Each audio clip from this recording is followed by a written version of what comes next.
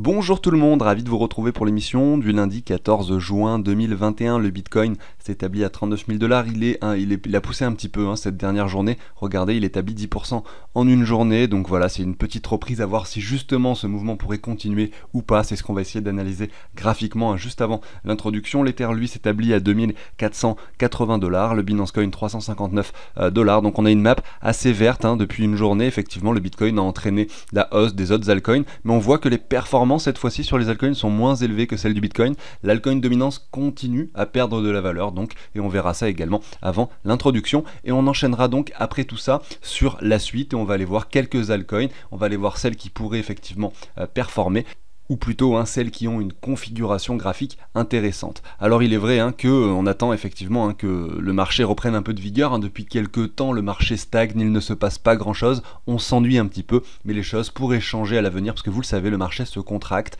il ne se passe rien pendant quelques temps et ensuite lorsque le marché décide de choisir une direction, ça peut partir très fort et très vite. On est généralement surpris.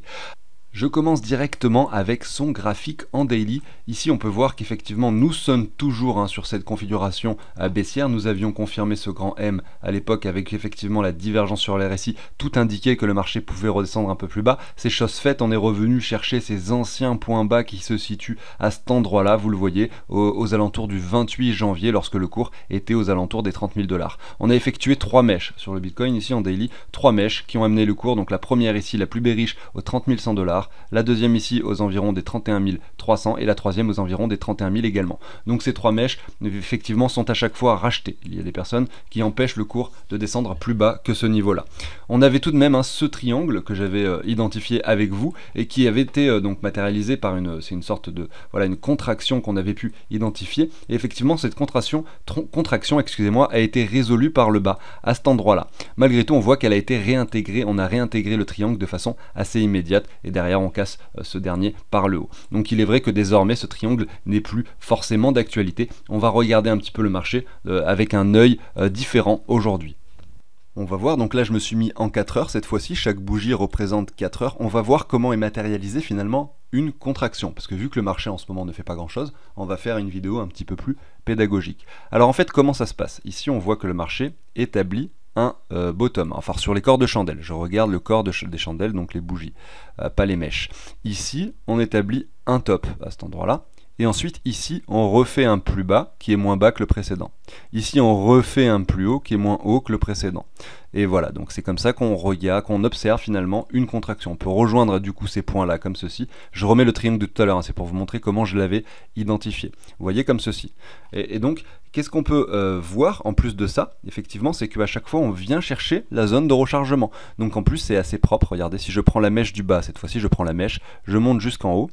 Et ben je vois que ici on est entre les 61,8 et les 78,6. Donc le cours s'est arrêté pile poil dans cette zone de rechargement. Voilà. Ensuite, je vais donc supprimer le Fibo et je vais simplement le mettre dans l'autre sens. Donc cette fois-ci, je pars d'en haut et je vais en bas. Et ici, voilà, qu'est-ce que j'observe? C'est qu'on a les 61,8 et les 78,6 qui sont situés à cet endroit-là. Regardez, qui se logent par ici. Donc le cours est certes monté un petit peu plus haut, on le voit, mais regardez, on s'est situé également dans cette zone de rechargement. Et pour finir, donc je remets du coup ce point-ci, pour finir, on pourrait reprendre du coup désormais cette hausse-ci.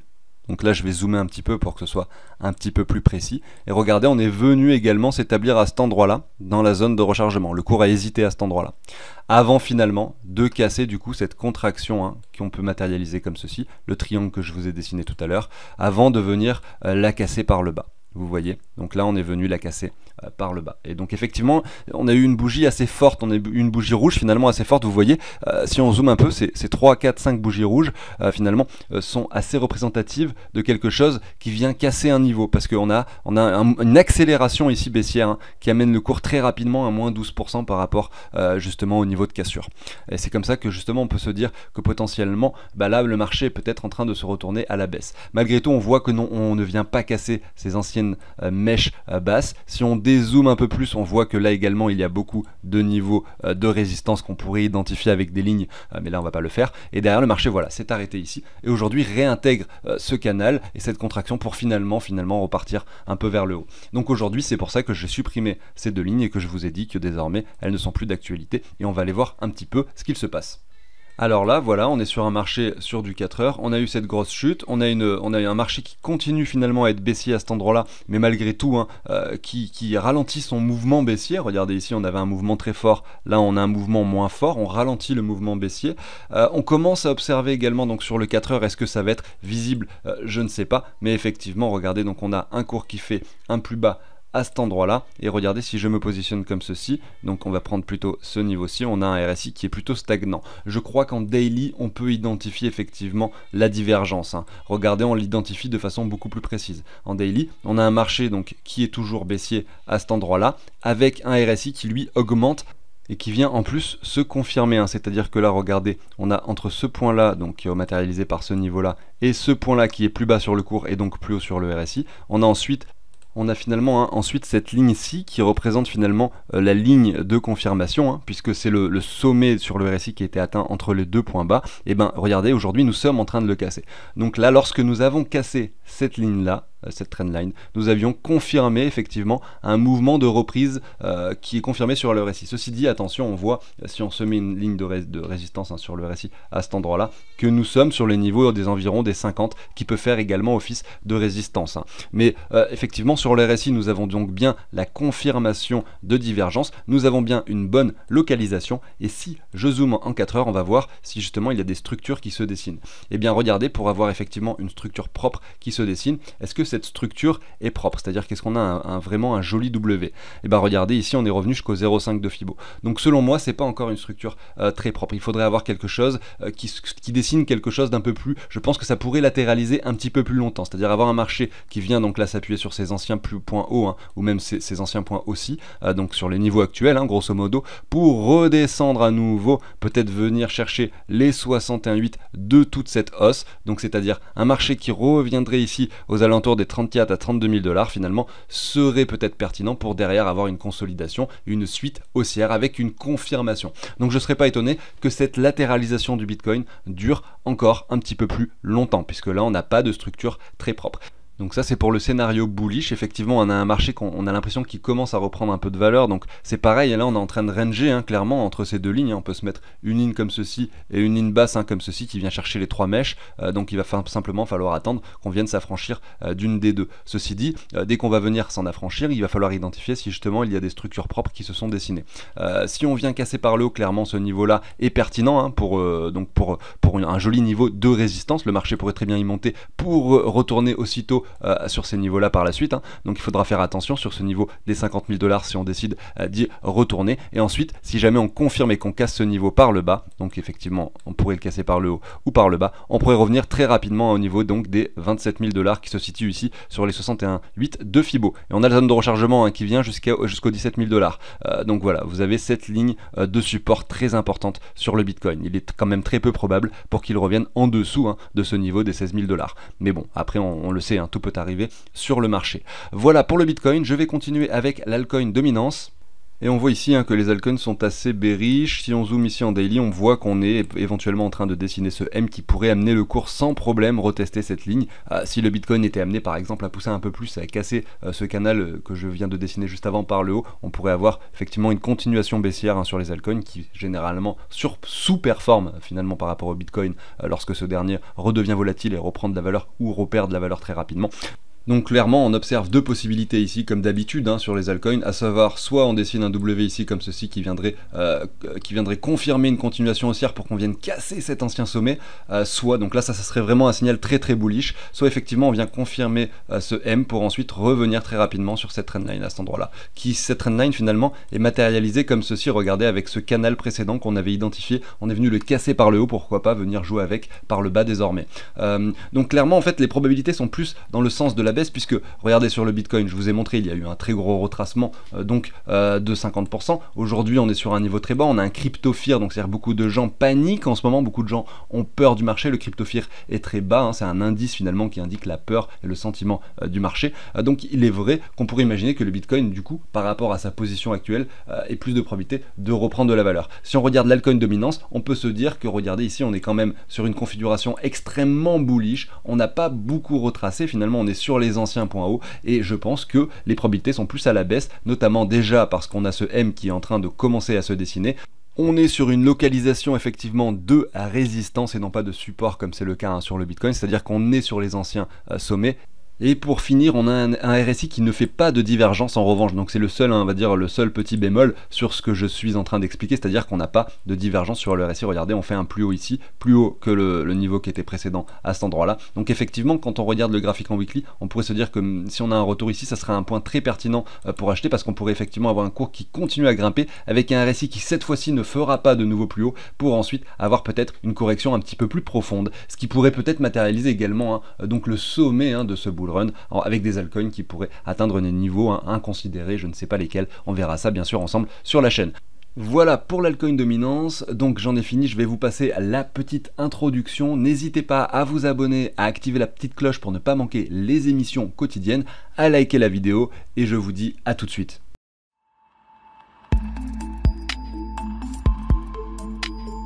Allez, c'est parti. Aujourd'hui, on va regarder 4 crypto-monnaies qui, selon moi, sont à potentiel. On va regarder Avax, Phantom, Rari de Rarible et RLC iExec. J'ai regardé un peu les graphiques et c'est vrai que je pense que les configurations sont assez et relativement intéressantes. Effectivement, il y a plein d'autres choses à regarder, mais on n'a pas le temps de faire l'intégralité des crypto-monnaies. Vous l'imaginez bien, donc j'en sélectionne quelques-unes. Sachez également que je vous partage, donc sous l'échange d'une donation, vous avez le lien dans la description, ce petit tableau. Ceux qui ne sont pas intéressés, allez sur la barre de lecture et passez directement au analyses. Donc c'est un tableau effectivement qui récapitule tous vos investissements. Ça va récupérer, un programme informatique vient récupérer le prix des cryptos en temps réel. Vous avez juste besoin de marquer le nom de la crypto que vous possédez et ça vous indique le prix en dollars et en euros. Et ensuite vous allez pouvoir dire ce que vous possédez de cette crypto. Sur par exemple la plateforme 1 j'en ai 100, sur la plateforme 2 j'en ai 150, etc. Et donc automatiquement ça va vous dire sur le tableau de bord, donc il y a plusieurs onglets sur ce tableau, et bien combien vous possédez d'engine, soit 250, ce que ça fait en dollars, en euros, et le pourcentage que ça représente par rapport au total de votre portefeuille. Si vous avez de l'argent partout réparti sur plein de plateformes différentes et que vous avez énormément de crypto, c'est parfait pour vous, vous allez pouvoir en ajouter jusqu'à 200, et donc si vous avez de l'argent sur 5 ou 6 plateformes, vous savez plus où vous en êtes, ça peut être assez pratique pour vous. Et en plus, vous allez pouvoir entrer ce que vous avez investi au départ en euros, et ça va vous indiquer combien vous êtes en train de gagner. Voilà, et pour finir, ça va également calculer vos plus et vos moins-values, donc tout simplement sur cet onglet, vous allez pouvoir mettre toutes les transactions que vous allez faire par rapport à l'euro, et lorsque vous allez récupérer du coup des euros, par exemple, là j'avais imaginé un investissement de départ de 10 000 euros, admettons que tel jour vous récupérez 2 000 euros, vous indiquez la valeur de votre portefeuille à ce moment-là, et ça vous calcule automatiquement la plus-value, et vous allez pouvoir donc avoir toutes les plus et les moins-values de votre année 2021 par exemple. Voilà, donc j'en ai fini avec cette petite explication qui était assez rapide. Dans la description j'ai fait, donc il y a un lien d'une vidéo où j'ai vraiment mieux expliqué le tableau. Si vous voulez cliquer dessus pour avoir plus d'infos, n'hésitez pas. C'est un tableau qui est sur Google Sheet effectivement, et moi je peux vous aider jusqu'à ce que tout fonctionne. Il y a un tuto, donc il y a plusieurs onglets sur ce tableau, et il y a des tutos qui expliquent vraiment en détail chaque action que vous pouvez faire. Il y a mon mail, vous pouvez me contacter s'il y a n'importe quel problème, moi je les résous avec vous jusqu'à ce que tout fonctionne sur votre ordinateur. Je peux même prendre la main sur votre tableau si c'est nécessaire. J'en ai fini avec tout ça, merci de m'avoir écouté pour cette petite partie, et on se retrouve avec les analyses. On commence avec la crypto-monnaie Avax. Alors vous voyez ici, je suis à gauche sur Avax par rapport au dollar et à droite sur Avax par rapport donc du coup au Bitcoin. Il est vrai que si on regarde les graphiques, on voit que depuis le mois de juillet, août finalement, ce token n'a pas forcément performé par rapport au Bitcoin. Au contraire, il est plutôt sur une tendance baissière, ce qui veut dire que depuis cette période, vous auriez été plus gagnant à avoir du Bitcoin dans votre portefeuille que de l'Avax. Regardez, on est sur une configuration assez baissière. Ceci dit, si on se met un Fibo comme ceci et qu'on reprend cette hausse, on voit qu'aujourd'hui on est sur un niveau pertinent puisque nous sommes dans cette zone de rechargement. Malgré tout, le cours est en train de pousser par le bas à cet endroit-là, donc il faudrait pas être étonné si on revient déjà dans un premier temps tester cette ligne, bon, sur laquelle nous sommes, et peut-être revenir un peu plus bas, hein, retester peut-être des niveaux bas. Si on ne vient pas faire de plus bas, peut-être que ça pourrait être très bénéfique par la suite pour avoir effectivement la confirmation de ce W. Si on le regarde par rapport au dollar, on voit qu'il a été très très bullish à ce niveau-là. Donc là, nous étions en décembre 2020 et regardez, il a touché les 62-63 dollars en mars 2021. Et effectivement, pour les personnes qui en auraient acheté à cet endroit-là, c'était très bénéfique, mais vous le voyez sur le graphique par rapport au Bitcoin, c'était très compliqué selon moi d'acheter ici, pour la simple et bonne raison que quand on regarde le graphique ici en weekly, on a vraiment un V-bottom à cet endroit-là. Donc on peut s'attendre, après un V-bottom, à ce que le marché revienne tester la zone de rechargement pour dessiner quelque chose de plus propre.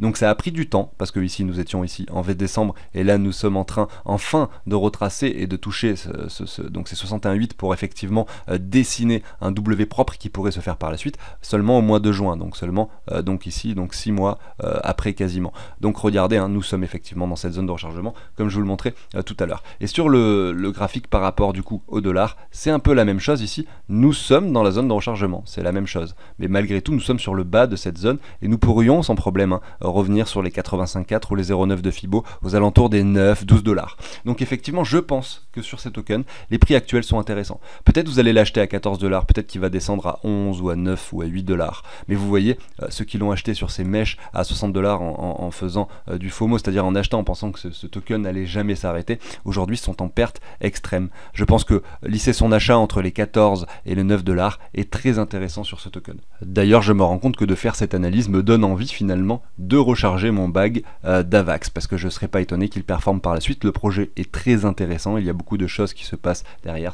Je vous invite à vous renseigner sur le sujet. On va continuer du coup avec Phantom.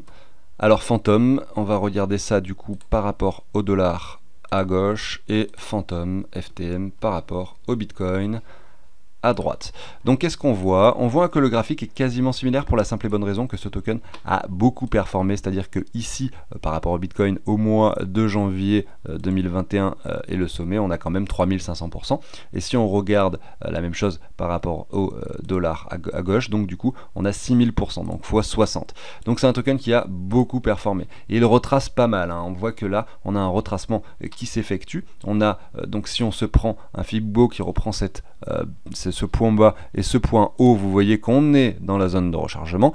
Donc selon moi, c'est pareil pour quelqu'un qui souhaiterait acquérir du FTM. On est sur des niveaux assez pertinents. On a quasiment touché le 1 dollar. On revient sur les 27 centimes. Effectivement, par rapport aux personnes qui ont été très précurseurs, l'acheter à 2 centimes, c'était beaucoup plus intéressant que de l'acheter à 27 centimes. Mais effectivement, moi j'aime bien attendre des retracements comme ceci, même si je les achète plus cher également, pour simplement recharger et me dire que voilà, j'ai vu que ce token a du potentiel, que beaucoup de personnes ont utilisé leur réseau. Il y a une blockchain à part entière également.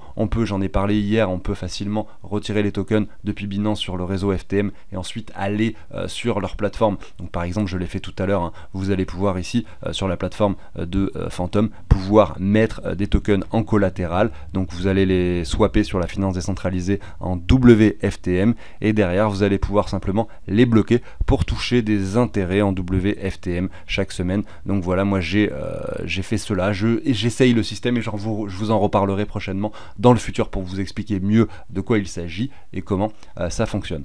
En tout cas, voilà, moi j'ai saisi cette opportunité, en tout cas j'ai acheté un petit peu de FTM sur ces niveaux-là pour me dire que potentiellement c'est un actif qui pourrait prendre de la valeur et retourner à minima sur son niveau des 1 dollar si effectivement l'altcoin dominance reprend de la valeur et que les altcoins surperforment à nouveau par rapport au Bitcoin à l'avenir. Voilà pour ça, je continue du coup désormais avec iExec RLC, donc c'est pareil, c'est un token qui ici au mois de mai 2021, donc c'était il y a un mois pile, avait touché les 16, donc ici je suis par rapport au dollar, hein, les 16 dollars. Il retrace désormais aux 3 dollars, donc vous avez vu que voilà, c'est un token finalement qui a pas mal retracé. D'ailleurs j'en avais parlé pas mal en disant que voilà, que ce token pouvait performer. C'était un que je possédais effectivement. Je ne l'ai pas vendu tout là-haut malheureusement, je le garde, hein. Moi quand je vois ça, je me dis qu'on a un graphique effectivement, regardez, on vient s'appuyer sur un joli niveau de support, hein, désormais. Donc ça serait dommage finalement de les revendre maintenant, pour la simple et bonne raison que si on reprend toute cette hausse, effectivement regardez, on a quand même eu un retracement très conséquent. On est revenu au 85,4 de Fibo ici. On est revenu chercher finalement cet ancien sommet. Donc selon moi, c'est pas le moment de les revendre. Malgré tout, pour quelqu'un qui n'a pas pu saisir l'opportunité, qui n'a pas pu en acheter, parce que moi effectivement hein, j'en ai depuis bien longtemps, donc je l'avais eu en dessous des 1$, donc le niveau actuel reste gagnant pour ma part, mais je pense pour les personnes qui n'ont pas pu en acquérir, effectivement les niveaux actuels sont pertinents. Si on le regarde par rapport au Bitcoin, on peut voir qu'il latéralise finalement quasiment depuis le mois de décembre 2017. On est finalement dans ce rectangle qui se matérialise comme ceci. On n'a pas un token, alors certes il y a un mouvement énorme entre le point bas de ce rectangle et le point haut, on a quand même x10 de différence, mais malgré tout on voit qu'on jongle tout de même entre ces deux niveaux depuis le 2017. On voit qu'ici on n'effectue pas un nouveau plus bas à cet endroit là, donc effectivement sur le graphique par rapport au dollar on voit une performance énorme pour la simple et bonne raison que le Bitcoin est monté, donc il a suivi la tendance, mais par rapport au Bitcoin du coup il n'a pas encore fait de performance extrême, on le visualise ici. Certes on a une fluctuation de 1000%, mais il va falloir venir s'affranchir de ce niveau. Peut-être que là ce retracement pourrait nous amener par la suite à venir confirmer ce niveau. Vous voyez à chaque fois on fait des plus hauts hein, depuis quelques temps, depuis quand même le mois d'août 2019 on effectue à chaque fois des niveaux plus hauts pour ne pas faire de plus bas, donc on pourrait sans problème venir s'affranchir de ce niveau par la suite, et c'est ce qu'on suivra bien sûr, et ça pourrait amener le cours par rapport au dollar sur des niveaux bien plus importants. Et je vais finir donc par Rarible. Alors cette fois-ci Rarible je ne l'ai ici que par rapport au dollar, donc ce que je vais faire c'est qu'on va zoomer un petit peu sur le graphique, on va aller sur Rari USD. Alors ça c'est le token de la plateforme Rarible qui concerne les NFT, donc les tokens non fongibles, c'est-à-dire que ce sont des tokens uniques qui sont sur la blockchain d'Ethereum, mais qui ne sont pas, comment dire, donc il n'y en a qu'un seul, donc ils sont échangeables avec une autre personne. Ça peut être par exemple un dessin numérique digital, une carte d'un joueur de foot, une carte d'un joueur de basket, une arme dans un jeu vidéo, c'est ça les NFT. Et donc aujourd'hui voilà le token, donc il permet c'est un utility token de la plateforme qui permet d'établir des choses sur le site. Par exemple vous pouvez créer un NFT grâce à ces tokens Rarible. Vous allez pouvoir, enfin il me semble hein, que c'est comme ça que ça marche, peut-être que même ça peut se faire avec des frais en Ether, mais en tout cas c'est l'utility token de la plateforme Rarible. Aujourd'hui, voilà, il a touché les 48$ et pour revenir tester le niveau des 9$. Donc pour moi, c'est toujours pareil. On a quelque chose d'intéressant. Ici, on en voit que le token a eu de l'intérêt énorme de ses utilisateurs, que la plateforme effectivement bien marché ici et que donc on est passé tout de même hein, de 1,50$ à 60$, hein, donc 45$ et 49$, excusez-moi. Donc ce qui fait quand même une performance énorme à cet endroit-là. Et derrière, on retrace quasiment tout le mouvement. Mais on revient pas jusqu'en bas. On aime bien venir retester ce niveau des 85,4 et ce niveau des 0,9.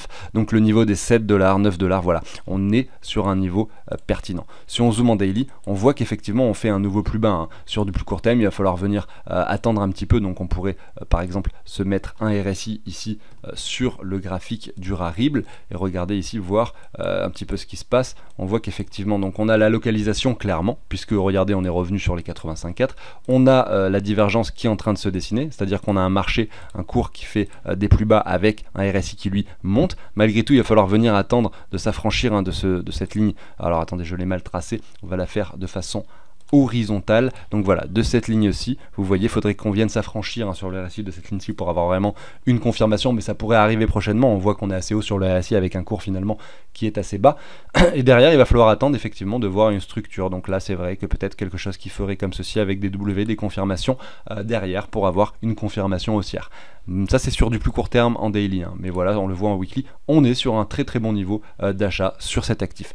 Voilà, je vous en ai passé 4 aujourd'hui, j'espère que ça vous a plu, hein. N'hésitez pas dans les commentaires à me dire ce que vous en pensez, n'hésitez pas à vous abonner, la chaîne arrive bientôt à 20 000 abonnés, donc merci à tous de suivre les vidéos et le contenu au quotidien. Je vous souhaite une très bonne journée, je vous dis à demain. Salut tout le monde.